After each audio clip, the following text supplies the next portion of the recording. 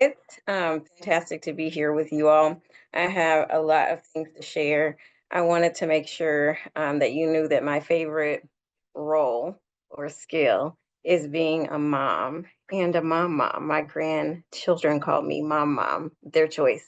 But I am native to Omaha, though I live in the St. Louis area today. I am native to Omaha, Nebraska, and it is always my pleasure to be able to engage with my fellow Omahans.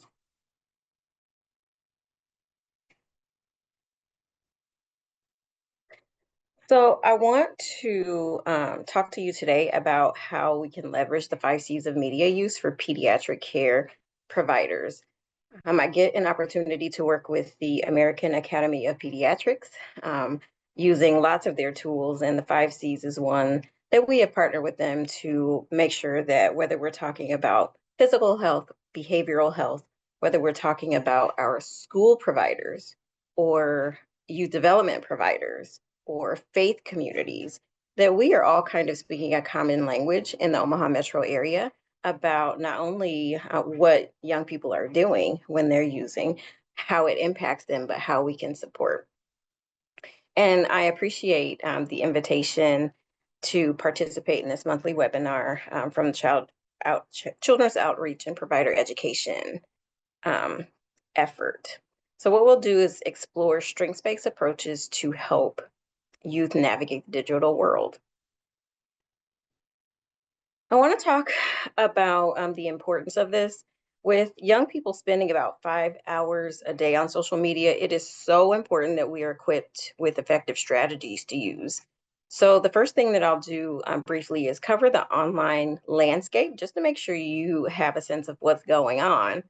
Then I want to address some of the related opportunities and challenges with the high level of use with our young people. And then last but not least, I want to introduce the 5 C's of media with some practical ways that you can leverage them in your day-to-day work.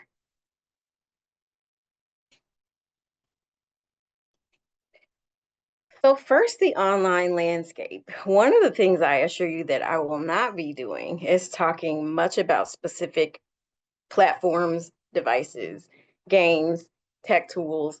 I might reference them throughout the presentation, but to expect you to understand the entire landscape of online opportunities for our young people would be silly. It's changing every day.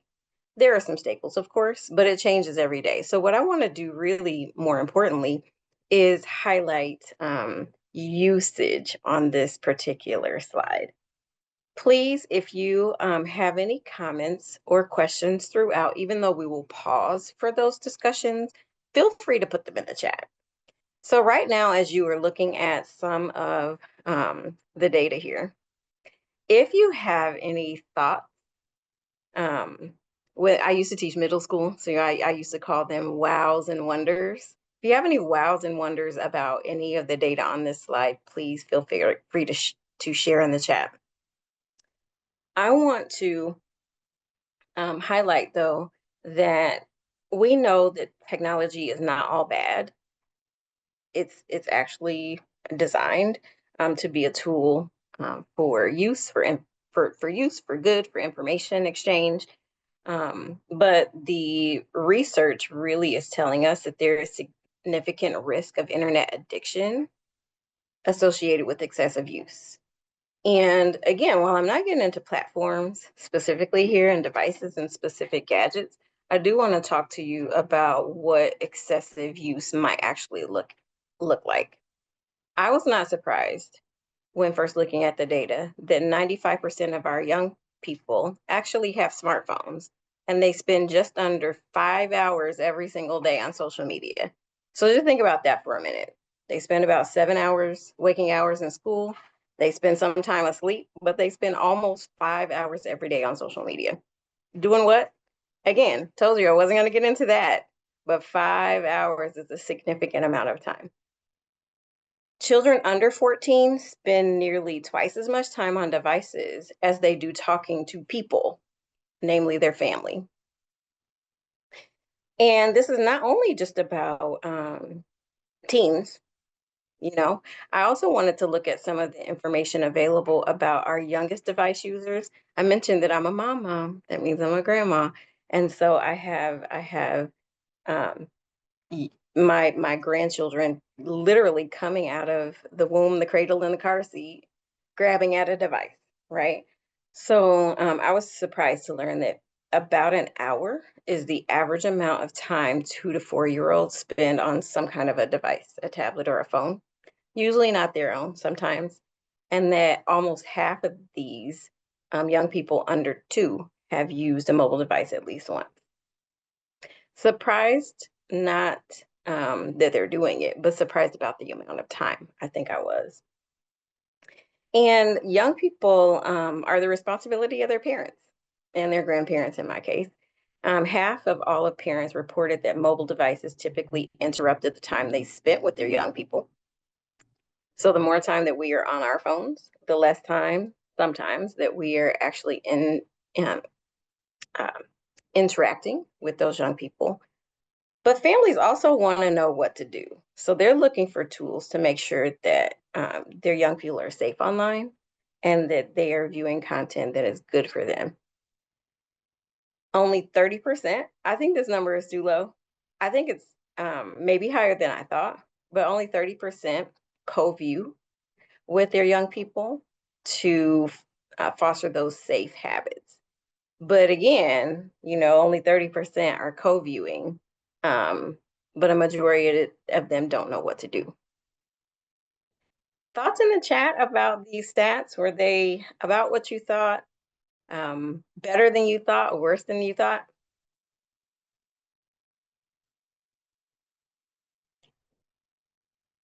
All right, quiet group.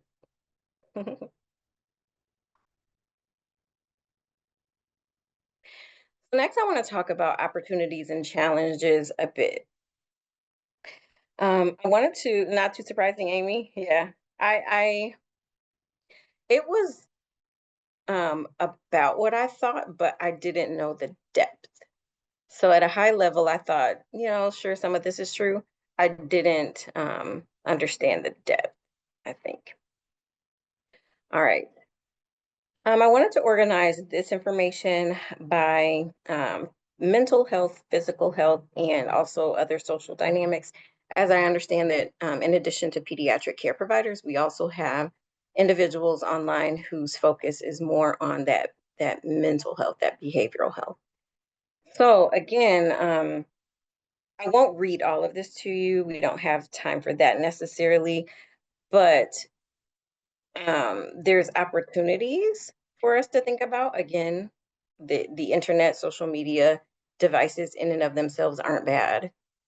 So there are opportunities for us to think about because technology enables connection, it enables creativity, it enables young people to grow and develop their own interests in creative ways, in ways that I was never able to. But in-person interaction has significantly decreased. And excessive time has meant specific risks. Here's what I mean, and I'll share just a little bit of these. So, where it pertains to mental health, these platforms, again, are there for creative expression and can also be beneficial to young people where there is balance. And that connection and that creativity is so important for young people. However, teens spending around 5 hours a day on social media double the risk of depression, particularly girls. They double the risk of depression. And then because platforms are by design dopamine driven, meaning that the people that created them want to get you there, keep you there, and keep you coming back by design. Um, as a result, it can lead to compulsive use if young people are not careful and increasing anxiety and low self-esteem. In terms of physical health, again, the opportunity is that technology, especially gaming, can actually enhance problem solving and team building skills. And some of them even promote physical activity. But the truth is, Excessive screen time doubles obesity risk and cuts sleep by 1 to 2 hours for young people. And they need that sleep and they need that movement because sedentary behavior can negatively impact their physical health, but also lack of sleep can mean that they're less active in school. I used to be a school teacher, so their cognitive function can suffer and their overall well-being as well. And then last but not least, social dynamics. Again, it is by nature created for young people and myself and you to be social and to connect with people that you might not otherwise have access to and foster a sense of belonging, especially if we are role alike or interest alike. We're connecting with people in ways that we never have. But the reality is, since 2010, our face-to-face interactions has actually decreased by 50%. So while we have this unprecedented access to each other, our face-to-face interactions have suffered, again, particularly for girls. So online interactions might not replace the benefits of in-person socialization, though, and can also lead to social comparison, fear of missing out, and even cyberbullying.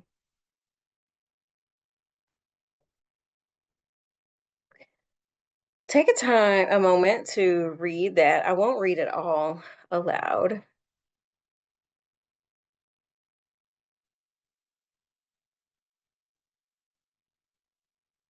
So in some ways, us taking this on could be a matter of life or death. If there are young people that are so weirded out about something that has happened to them or something that they've done that can't they cannot fathom how to move forward, it could mean that they, enter into this downward spiral, that they become depressed, that they are not telling the adults in their lives what's happening to them. And unfortunately, up to and including becoming suicidal, having suicide ideation, or actually committing suicide. And I want to pause here just a moment to acknowledge that the efforts that I'm undertaking these days in this area, online safety, digital well-being, would not be possible without the generous support of the Boyer Family Foundation locally in Omaha. And it's because they suffered through this with a family member of their own that they want to help spread the word about the impacts of excessive use, what it means to be safe online, and what it means to have overall digital well-being. I want to stop talking for a moment and invite you, whether in the chat or you can unmute yourself. We are of such a size that I think that is okay, Paige. What are your thoughts and questions so far?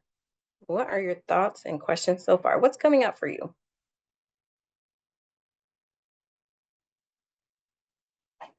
And I'll have to ask Paige, is everyone usually so quiet? Yes. Yeah, usually they're pretty quiet. Okay. Okay. Any top of mind thoughts in the chat or unmute your mic and ask or say? And if none, that's okay because I have plenty to cover during our time. All right, I'll move forward. So, based on a book that was prevalent prior with the 3 C's, thank you, Amy. Janelle said, kind of scary that young ones have so much screen time. I thought so too. I mean, I knew that it existed. I just didn't know how much it was, especially the young ones. Um, I was talking to someone actually from the center, excuse me, from the American Academy of Pediatrics, Jenny Rudetsky. She was in Omaha at the Speaking of Children event hosted every year by Project Harmony. And we were talking about our littlest people being handed devices almost right away to soothe them, just like someone would a pacifier, right? And while the lights and the images on the screen can be soothing, but they could have other effects. And a gadget in that regard is no different than a toy, or a projector on the ceiling. But yet and still, lots of families are relying on a screen to help soothe the youngest of young people. And then Amy said in the chat, always worried about the impact of social media on mood, sleep, and real life social interactions. Yeah.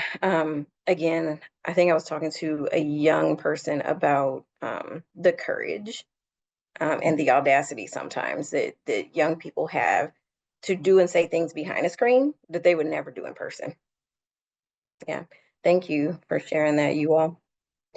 So what Amy also said, I asked her mom yesterday if she sang to her baby. She told me she put music on her phone and the baby liked that. And yes, absolutely. And those have the opportunity to help develop brain synapses too, right? However, um, it is surprising that we resort to tech to do those things that we also could accomplish another way. I sing poorly, but nevertheless, I do sing. I sing to all of my kids and I sing to my grandkids. Yeah. Good. Thank you, Amy. So the 5 Cs were officially developed by the American Academy of Pediatrics Center of Excellence on Social Media and Youth Mental Health in 2024. So just last year. While they had tools before that, again, based on the book about the 3 Cs, this expansion only happened in 2024. And it was developed so that pediatricians could use it to guide the conversations about social media and screen time that they were having with kids and families. It ensures that media use aligns with a child's needs and includes quality content, basically. And so, what we want to do is make sure that social media and other device use, like gaming, doesn't replace the things that young people should be doing, and that we use the 5 Cs to foster open discussions in a way that's kind of easy to remember. So the 5 Cs each starts with a C. C1 is child, where we're talking about that there are no cookie cutter approaches, and social media does not impact everyone the same way, so that we have to tailor um, what we are doing to what we are seeing and who we know that child to be. The second C is content, making sure that content that is being viewed is good for that child, that is benefiting them in some way, that is not inappropriate for their age or stage, that is not harmful, that is not harmful. Calm is mostly about emotional regulation, making sure that young people, don't require them to calm down, to de-stress, to sleep, and that the young people are not falling apart when they don't have access to their tech. Crowding out is making sure that there is a balance between the things that young people should be doing and want to do, and that their tech time is not crowding out those things. And then the last one is about communication. How can we have conversations with our young people that don't feel like attacks, that don't feel judgmental? How can we make it so that young people have no problem coming to us if something happens, or answering tough questions when we have them? So those are the 5 Cs in short, and I'll go into more detail for each of one of them now. So first, child. Again, it's about understanding how individual traits, age, stage, etc., shape media interactions. So what young people are choosing and what they choose to do with it. The way that I've organized how to talk about each of these is by talking about why this particular C matters, what questions you can ask, what are some of the warning signs that you might see, and if there are any action steps that you can take. I wanted to share with you some things that were highly actionable so that you could feel equipped to take some of this on when we depart from this conversation together.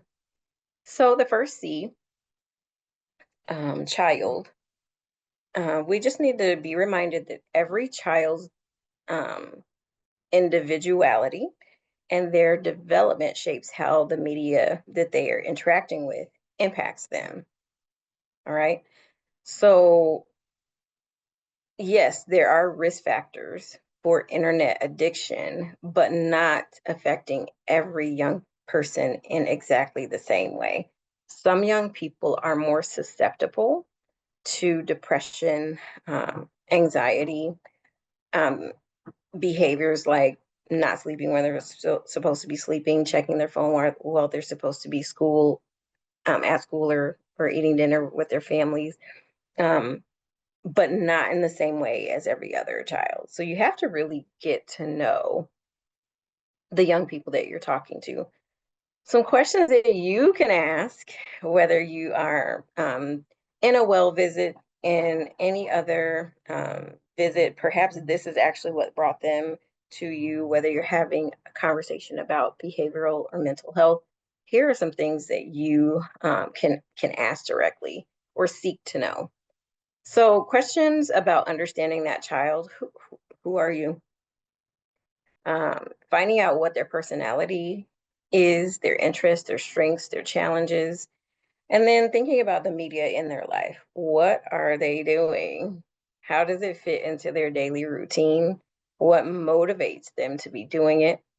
And then, of what impact is it? Is it harming or helping them?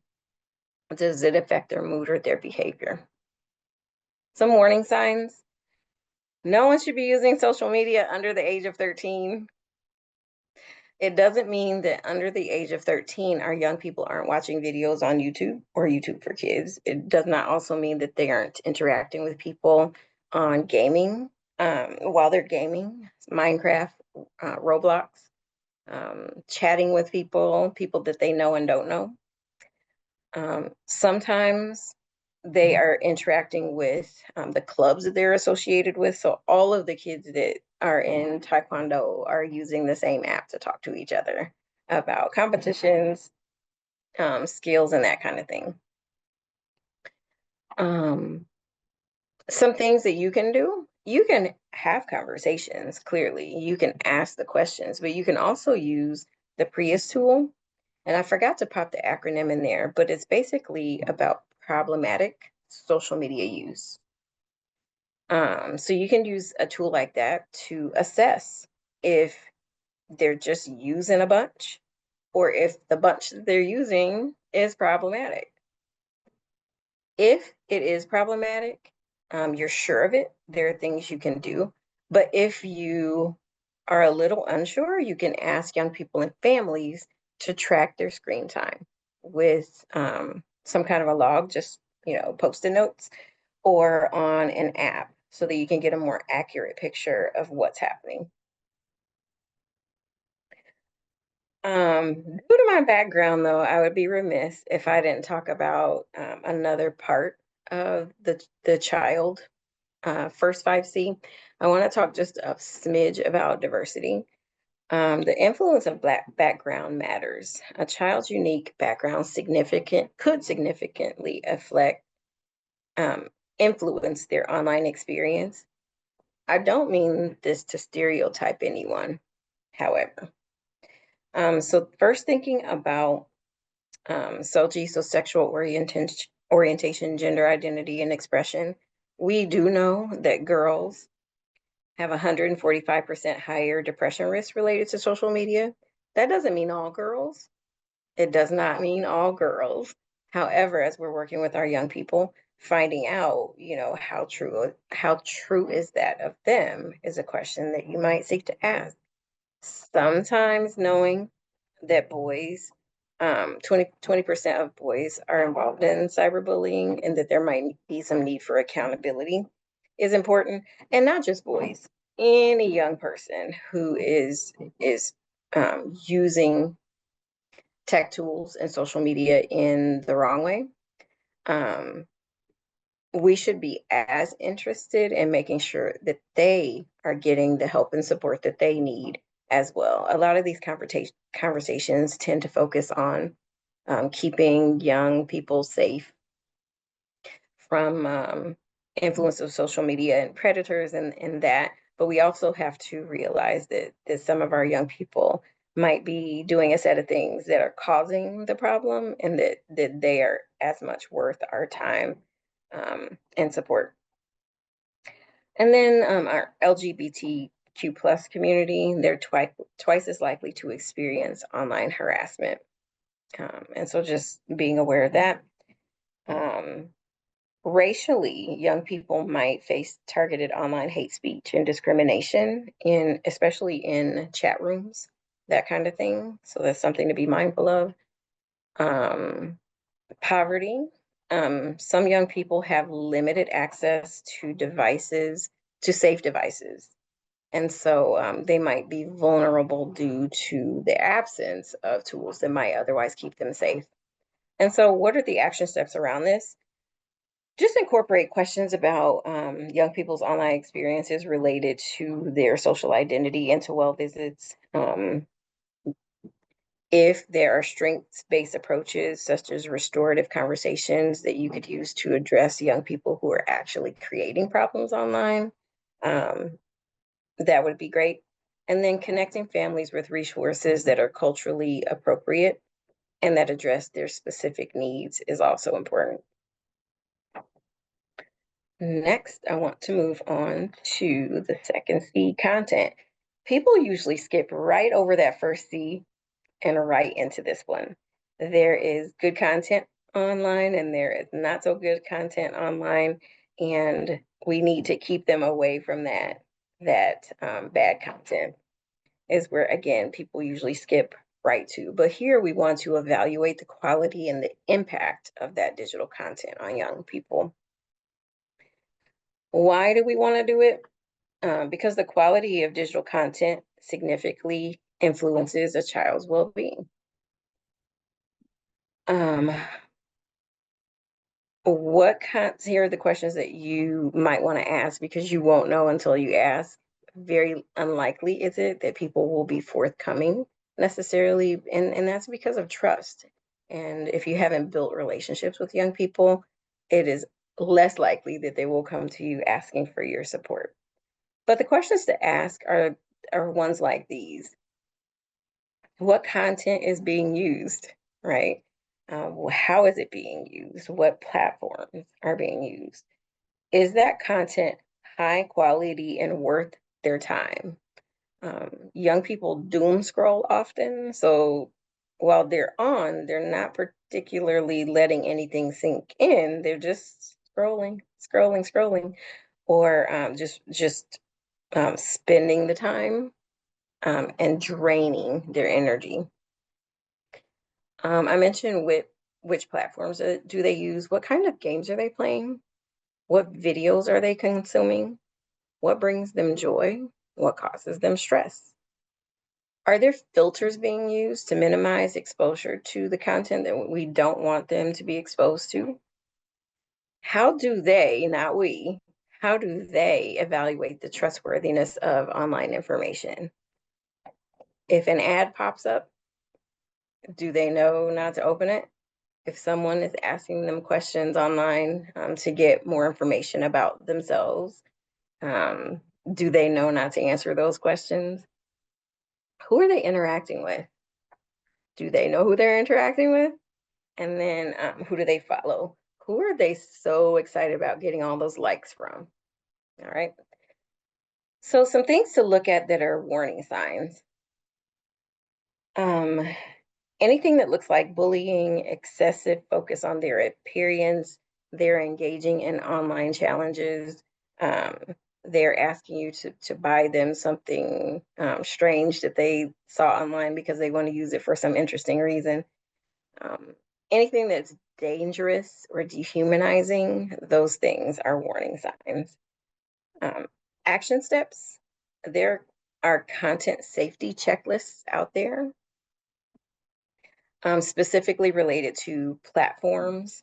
But again, I can't stress enough co-viewing with families, co-viewing with families. That means as the person who is caring for them, you can say, let's pull out your device now and talk about it. So we want families to be co-viewing, but that doesn't stop you um, as pediatric care providers from co-viewing as well.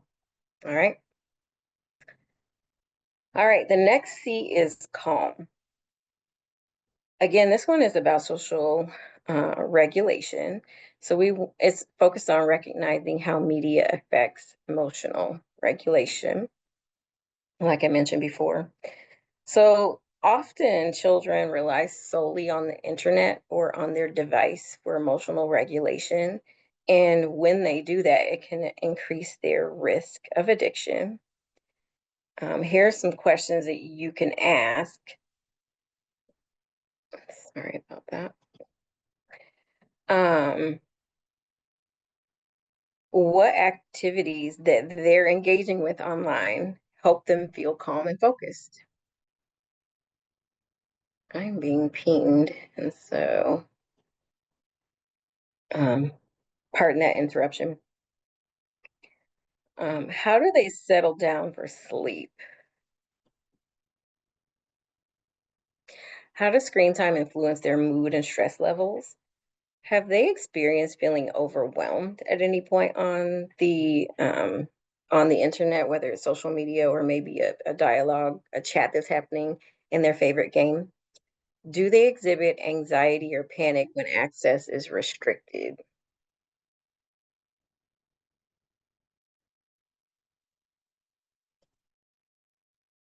I know some young people, and I'm speaking of my 4-year-old grandson, as soon as you take that device, he's screeching. He's screeching.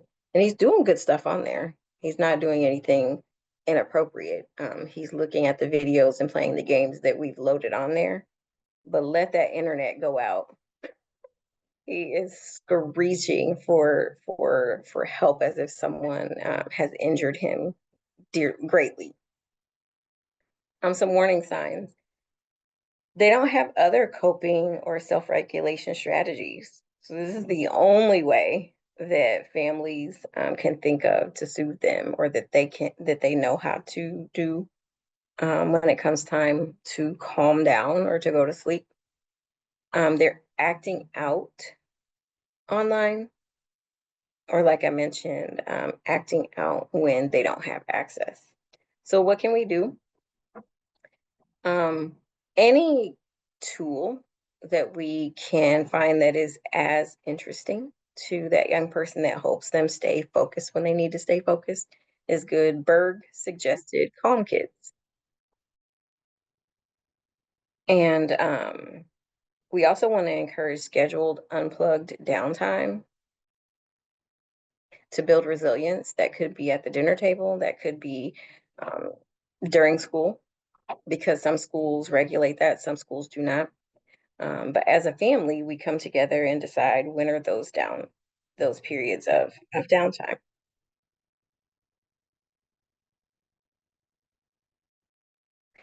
The other thing that I think of here is parental technology use. And so having clear boundaries about what families are doing and able to do when they could be spending time and interacting with their young people is also important.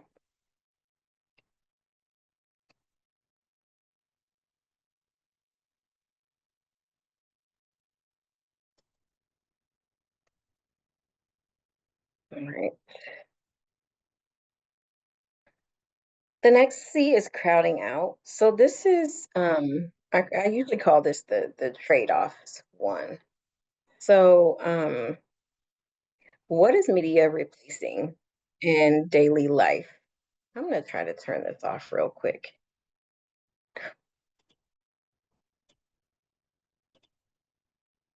All right. My team is busy today. So what are they trading off for? It could be just family time. It could be the activities that they enjoy doing or the things that they need to be doing.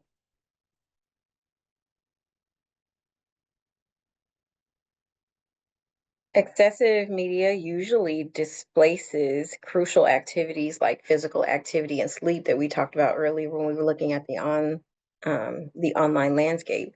but also just spending time with family, having uninterrupted conversation by technology at the dinner table, social activities that require the whole family to be outdoors, um, play in general.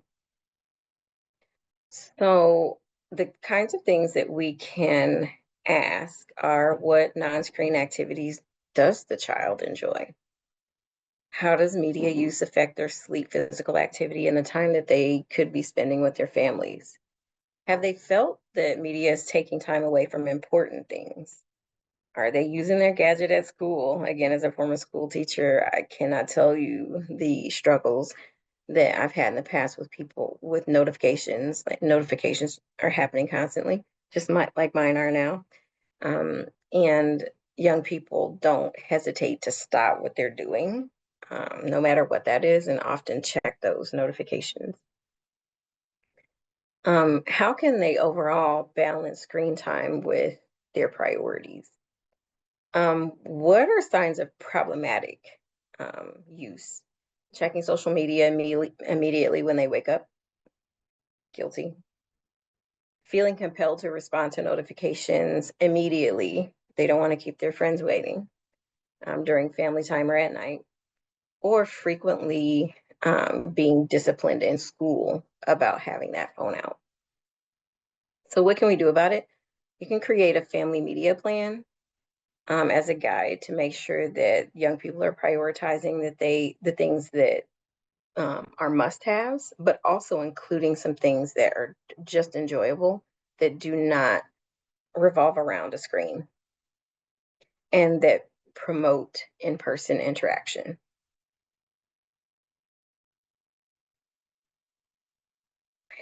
The last C is perhaps my favorite one. It's communication. It's all about making sure that there's a safe space, for open communication, specifically about media. And again, not just the media use of the child, but the whole family, the parents. Because the young people, and I do talk to young people, the young people that I talk to are often saying, my mom always has her phone in her hand. She's always checking social media.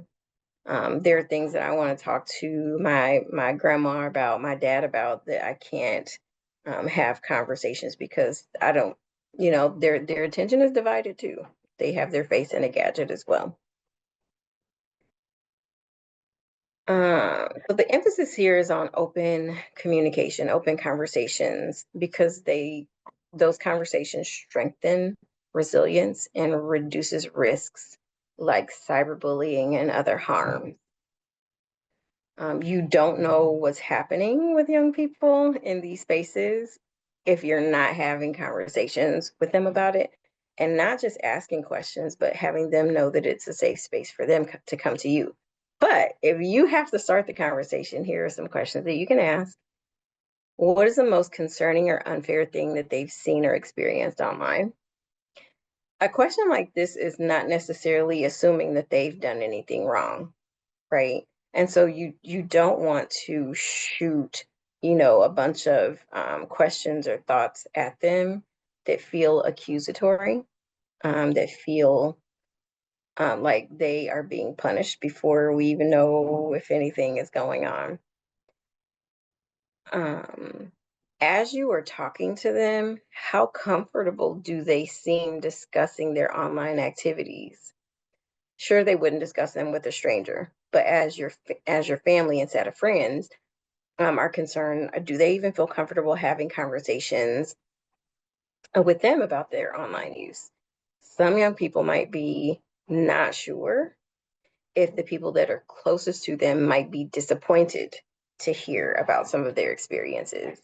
So I think sometimes we take for granted that young people, you know, the people closest to them are the people that they would tell. Sometimes they're more likely to tell a pediatrician or a therapist or a school teacher about something than they would be to their close family, because of that disappointment that they think that they might create. Again, that goes to the question, who would they turn to if they saw something or experienced something that was particularly upsetting or embarrassing for them. There are some warning signs here.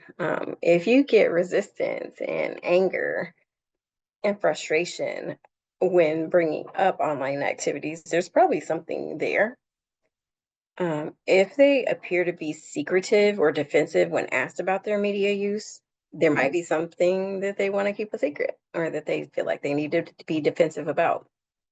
If they appear emotionally distressed or anxious immediately after being online, but without saying why, that's something that could also be a red flag.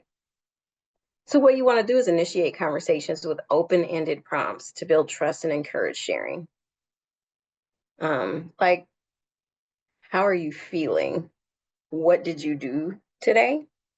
What did you want to do today that you couldn't get to? Those questions don't really, like, they're not tech direct, they're tech adjacent, just to get those conversations in a space where there's some safety, there's no judgment, they can be honest. When, if and when something is happening, we also need to be supporting critical thinking and problem solving. Especially as pediatric care providers, you don't want to appear to have all the answers or the solutions. At the end of the day, what your role is to equip young people and families to have the kind of conversations and take the kind of actions that will promote their digital well-being overall, but also online safety. So, what to do about all of that? One of the things that I want to encourage you to do is look at the array of ways that you could integrate the 5Cs into your pediatric practice. So, you can screen for media use during child well visits. You can think about how the 5Cs questioning, especially the questions that I provided you today and others that you think of that feel more organic as you're having the actual conversations with young people and their families. I've mentioned having family media plans.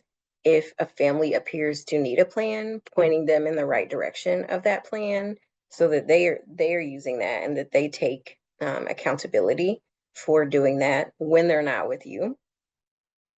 I know some cities and states that are leveraging 5Cs within their EHR systems like Epic locally. So thinking about how we can get Epic to prompt when it's time to ask these questions during well visits, and also to track how things are going in Epic. And then gathering for yourself some trusted resources. So thinking about, I don't need to know everything, but what are the things that I do have access to, do know a little bit about so that I can share those with young people and families. Some of my go-tos are, of course, the American Academy of Pediatrics resources at their Center of Excellence on Social Media and Youth Mental Health. Erin Welsh from the Spark and Stitch Institute has lots of resources on family digital wellness. She's a friend of the community, and so she's come several times to share with us. She's also written a new book that I'll talk to you about in a few moments. And then Common Sense Media also has some tools that help us get at, what are these platforms? What are their ratings? What are the things that I need to be concerned about on a platform by platform basis? How can I introduce some parental controls, again, on a platform by platform basis? And how do I know that that the content that is there is age appropriate for my young person?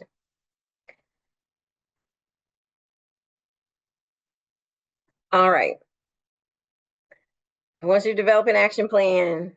I want you to develop an action plan. I want you to start small, but I want you to start today. Um, Build in those trusting conversations and let them flow organically with the conversations that you're already having with the young people that come in to see you, want you to model healthy habits. So if there are ways that you can create a screen-free zone in your space, that would be great. I know I am guilty of having my device with me and on. And so, especially since taking on this project, but even before that, I wanted to make sure that I am practicing what I'm preaching and walking the talk. You do want to empower families, maybe offer a workshop on this or provide support. There is a documentary, Screenagers, that I've mentioned a couple of times. Consider hosting a showing of Screenagers and stay up to date on what's happening, because just as we come upon new discoveries and new tools, new solutions, more tools come and more need for solutions come. So try to stay up to date and just take one step at a time. Choose 2 C's, 1 to 2 C's, and incorporate those into your practice. I would recommend child, because you have to know the person sitting in front of you, but then at least one other C to get going on until you feel a level of confidence about using them. All right. I saw something in the chat, and it was Paige's reminder about the continuing education credits. But do you all have any other thoughts or questions for me?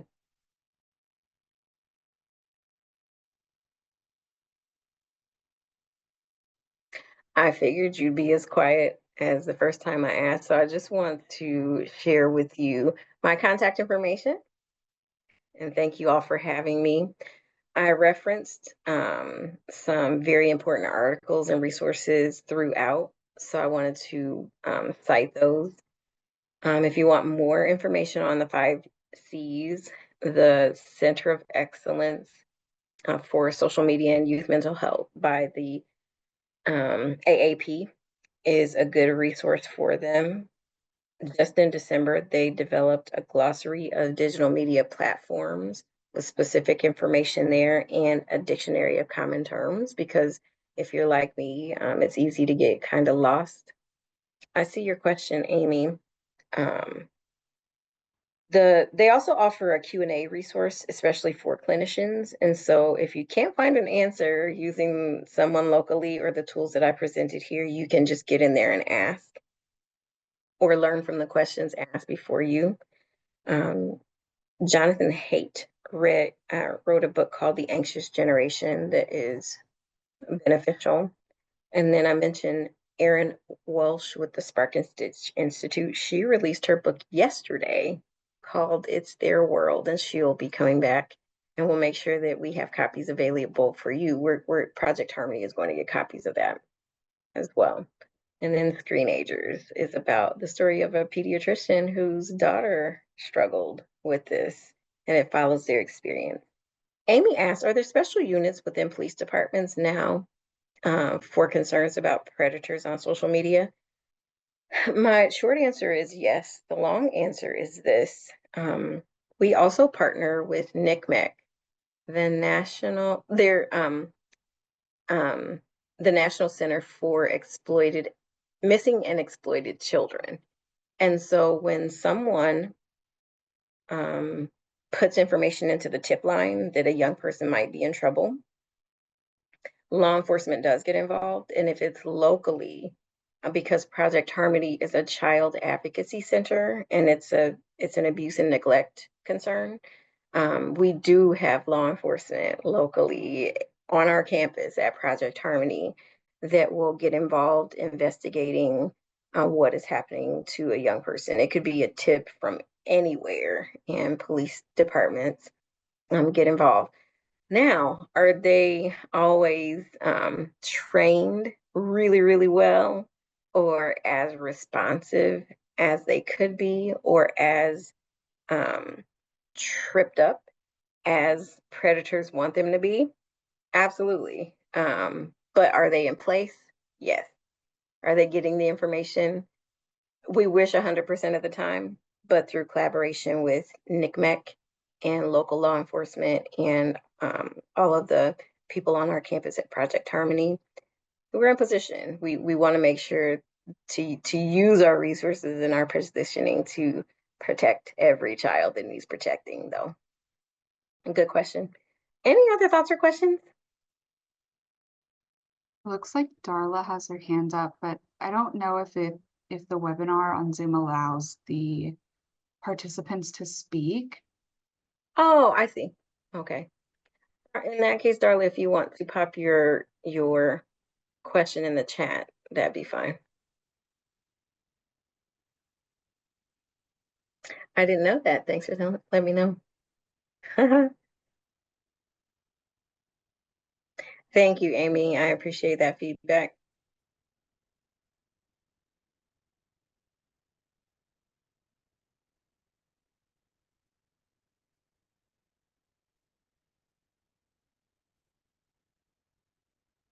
Okay. And Darla, I appreciate that you had your hand raised. If you want to if we have time and you still want to pop your question in the chat, feel free to do so. On this slide is also my contact information, and so I don't have a problem with you all reaching out. As I will be working really, really hard on this project between now and end of year at least.